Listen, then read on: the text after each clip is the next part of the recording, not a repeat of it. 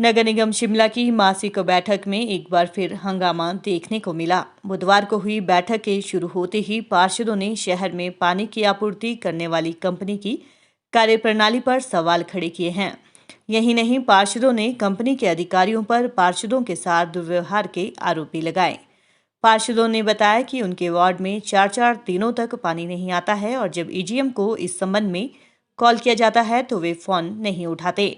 वहीं बीते दिनों पार्षद दिवाकर देव शर्मा के साथ जल निगम के ईजीएम द्वारा किए गए दुर्व्यवहार को लेकर हाउस में खूब हंगामा हुआ। ज्यादातर पार्षदों ने दिवाकर देव शर्मा का पक्ष लेते हुए एजेपीएनएल के ईजीएम को उनके साथ किए गए दुर्व्यवहार पर माफी मांगने को कहा है। कई पार्षद ने आरोप लगाया कि उनके वार्ड में बीते कई दिनों से पानी नहीं आया है और जब वे एजेपीएनएल के ईजीएम को कॉल करते हैं तो वे फोन नहीं उठाते। पार्षदों ने इस पर भी सवाल किए हैं कि आखिर हाउस में कंपनी के अधिकारी मौजूद क्यों नहीं हैं।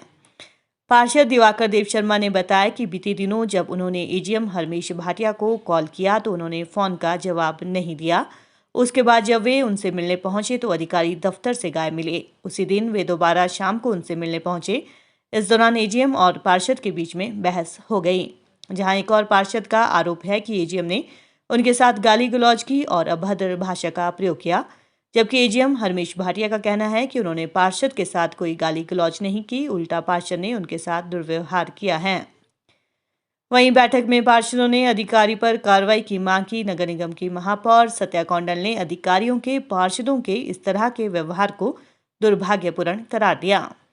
उन्होंने कहा, पार्षद जनता के द्वारा चुनकर आते हैं और इस तरह का व्यवहार किसी भी सूरत में सहन नहीं किया जाएगा। इसके लिए अधिकारी से जवाब तलब किया गया है। हाउस में इंजन घर वार्ड की पार्षद आरती चौहान ने आउटसोर्स कर्मचारियों के वेतन का मुद्दा भी उठाया। उन्होंने सवाल पूछा कि निगम बताए किस आधार पर कुछ आउटसोर्स कर्मचारियों का वेतन 8 से 25 हजार बढ़ाया गया है। उन्होंने आयुक्त से इस संबंध में सभी तथ्य और प्रमाण हाउस में रखने को कहा। उन्होंने कहा कि जब किसी भी प्रस्ताव पर चर्चा करनी होती है या कूड़े पानी के बिल बढ़ाने होते हैं तो उस पर हाउस में चर्चा की जाती है, लेकिन आउटसोर्स कर्मचारियों का वेतन बिना किसी चर्चा के ही बढ़ा दिया गया है। शिमला की मासिक बैठक आज आयोजित की गई, परंतु कहीं न कहीं आदर्श आचार संहिता के चलते अहम मुद्दों पर कोई विस्तृत चर्चा नहीं, परंतु जनहित से जुड़े हुए मामलों को लेकर हमने विस्तृत चर्चा की, जिसमें जल निगम से संबंधित मामला था। जैसा कि आप सभी को विदित है कि विगत 4 दिवस पूर्व मैं जल निगम के कार्यालय गया था, परंतु उन व्यक्तियों ने जनहित से जुड़े मामलों की जगह जनता को कहीं न कहीं राहत देने की जगह उल्टा हमसे दुर्व्यवहार किया। इस संबंध में मैंने आज ये मामला सदन के समक्ष रखा कि जब जनता को ही राहत नहीं मिल रही, जनप्रतिनिधि के साथ आप दुर्व्यवहार कर रहे हो, कहीं न कहीं अधिकारी कर्मचारी अपने जो कार्यालय है इनके मालिक बन रहे हैं। विगत 4 वर्ष से आप सभी इनकी कार्यशैली से भली भांति परिचित हैं। हर सदन बैठक में कहीं न कहीं एसजेपीएनएल से संबद्ध मामले आते हैं, चाहे वो 24 घंटे 7 दिवस की बात थी। ये हमसे पहले जो हमारे इससे पहले जो लोग सदन के भाग थे उन्होंने तय किया था। इसी के कारण कंपनी बनाई गई कि 24 घंटे का 7 दिवस अगर कहीं आपको सुविधा देनी है तो उसके लिए हमें कंपनी का निर्माण करना पड़ेगा। जो कंपनी बनाई गई, परंतु जिस दिन से कंपनी बनी है तब से कोई भी कार्यशैली इनकी पूरी तरह सवालिया निशान है। इनका एक प्रयास चल रहा है कि कहीं ना कहीं सिर्फ और सिर्फ निगम के जो एसेट्स हैं उनको हथियाया जाए। उन्होंने पूरा प्रयास जारी भी रखा है और कहीं ना कहीं स्क्रैप बेच रहे हैं, उनकी कोई जवाबदेही नहीं। जनता संबंध मामले हमने पहले भी उठाए थे कि ठीक है, आपका मर्जर हमें किया जाए, क्योंकि हम लोग निगम परिधि का भाग है और निगम परिधि में रहने वाले लोग निगम को कर देते हैं, तो हमें भी कहीं ना कहीं निगम से पेयजल आपूर्ति की जानी चाहिए, परंतु आज तक वो आपूर्ति नहीं की गई। इसके बाद हमने कई आकलन इनके पास भिजवाए हैं कि कहीं ना कहीं नेटवर्क को एनहांस किया जाए, बढ़ाया जाए, ताकि लोगों को सुविधा मिल सके, आपके कनेक्शन लोग ले सके। परंतु आपको लगेगा कि यार दुर्भाग्यपूर्ण व्यवस्था है। विगत 10 माह से अधिक समय से वो फाइलें कहीं ना कहीं मंडी में पड़ी है आज, तो कहीं ना कहीं इनकी कार्यशैली पूरा सवालिया निशान रखता है कि आप कार्य कर रहे हैं। हमारा 51% हिस्सेदारी है, उस हिस्सेदारी में हम आज बैठे हैं। 2016 में जब पीलिया फैला, उससे बाद इन्होंने जो हमारा एक मेजर सोर्स था आईपीएस का, उससे पेयजल आपूर्ति बंद कर हमने इसे किया था कि हम आपको 2 लाख लीटर प्रतिदिन पेयजल आपूर्ति नगर निगम से करेंगे, परंतु आपको सुनकर अचंभा होगा कि आज तक वो 2 लाख लीटर नहीं दिया गया। विगत 4 माह पूर्व हम लोगों ने एक विस्तृत बैठक की, जिसमें आयुक्त महोदय भी थे, महापौर भी थे। उन्होंने आश्वस्त किया कि हम 2,70,000 लीटर आपको प्रतिदिन देंगे। वो 2 से 3 दिन दिया भी गया, परंतु उसके बाद आज तक पेयजल आपूर्ति नहीं की गई है। इसी संबंध में मैं इनसे मिलने गया था और उन्होंने पेयजल आपूर्ति करने की जगह जनहित की जगह दुर्व्यवहार किया, जो कि बहुत ही दुर्भाग्यपूर्ण है। आज इनसे मांग की गई है कि इनके विरुद्ध कड़ी कार्रवाई की जानी चाहिए। जिस तरह से ये कहा कि इनसे आज विस्तृत चर्चा हुई है, जो इन्होंने संबंधित अधिकारी को भिजवाया था। ये अपने सहायक अभियंता थे जो कि कहीं ना कहीं कॉम्पिटेंसी नहीं रखती, पर इन्होंने इंश्योर किया है कि जो भी आप मामला रखेंगे उसको मैं फाइल पे पुटअप करके संबंधित अधिकारी से, जो हमारे वरिष्ठ अधिकारी उनके समक्ष रखूंगा और उचित कार्रवाई अमल में लाई जाएगी। अगर ऐसी कार्रवाई नहीं की जाती है तो निश्चित तौर पर अगला संघर्ष होगा। और जिसमें 3-4 मुद्दों पे डिस्कशन करी, जो कि जैसे कि ढली में जो हमारी सुरंग बनी है, वहाँ पे एक पार्क था, उसको हमने एक्सपर्ट को सेंक्शन दी है कि ताकि मतलब सुरंग जाने में मतलब देरी ना हो। तो वो वाला मुद्दा था। दूसरा हमारा मुद्दा था कि जो हमारे शहर में जहाँ से हमारा कूड़ा उठता है, हमने वो चिन्हित कर रहे थे कि यहाँ से हमारा कूड़ा उठेगा और वहाँ पे हम जो है एरो लगाएंगे। तो इस तरह का जो भी हमने यहाँ हाउस से पास किया है, जिला प्रशासन को भेजेंगे, वो उनसे हम अनुमति लेंगे।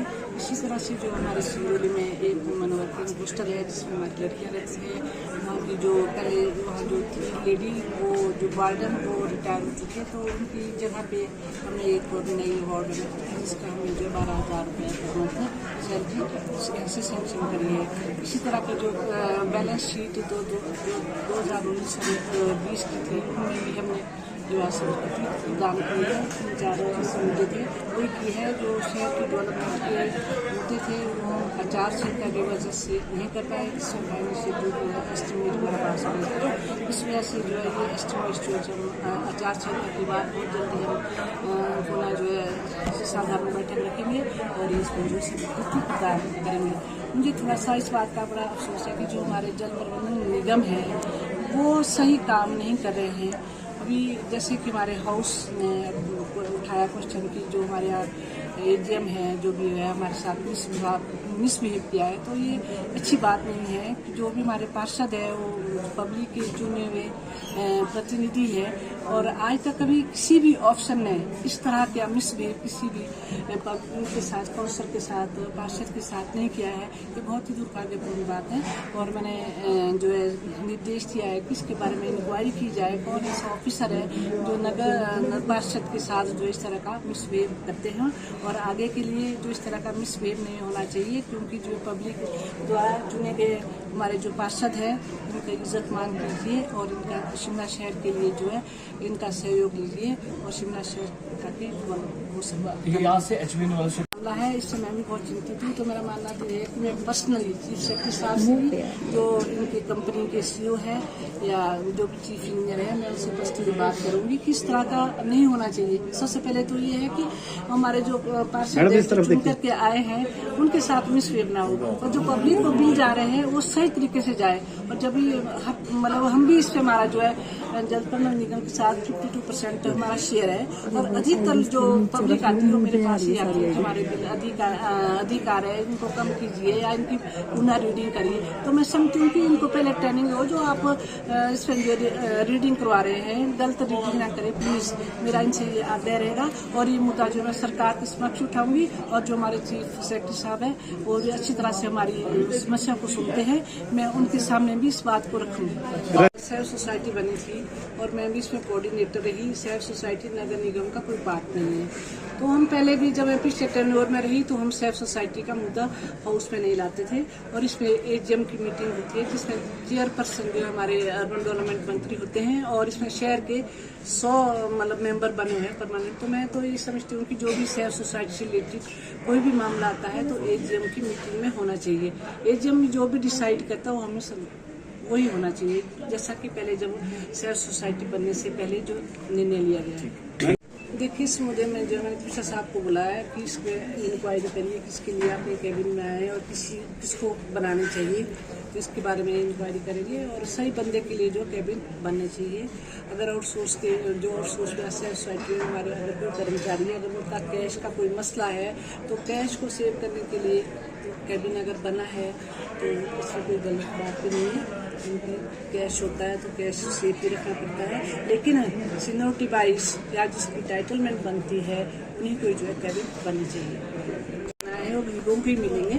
लेकिन थोड़ी सी समस्या आती है कि जो हम आपको जैसे बताइए कि एक अमूडा के द्वारा जो है एक वहाँ पे कॉलोनी बनाई जा रही है और वहाँ जो रहते थे उनको टेम्परेरी वहाँ शिफ्ट किया है और जैसे ही अमूडा इसको कॉलोनी को तैयार करेगी और उनको हम वहाँ शिफ्ट कर लेंगे और ये जो मकान गरीबों के लिए बने हैं ये गरीबों को ही दिए जाएंगे।